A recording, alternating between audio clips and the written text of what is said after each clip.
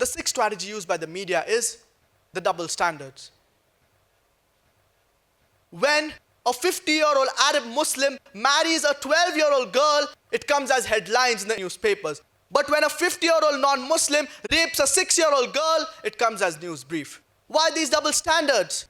When a 50-year-old Arab Muslim marries a 12-year-old girl, it comes as headlines. But when a 50-year-old non-Muslim rapes a 6-year-old girl, it comes as news brief. Why these double standards?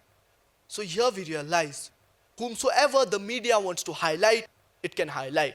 Whatever it wants to put in news brief, whatever it wants to hide, it can hide. The seventh strategy used by the media is that the media, it picks up certain Muslims who do not practice Islam, who do not follow the Quran, who do not follow the Prophet Muhammad sallallahu alaihi wasallam, who criticize Islam. The media picks up such people and makes them famous. And we have the example of Salman Rushdie. He wrote a book, The Satanic Verses. What did the media do? This book, it criticizes Islam, it criticizes Prophet Muhammad, peace be upon him, criticizes the Quran. What did the media do? It picked up Salman Rushdie and made him famous, gave him award.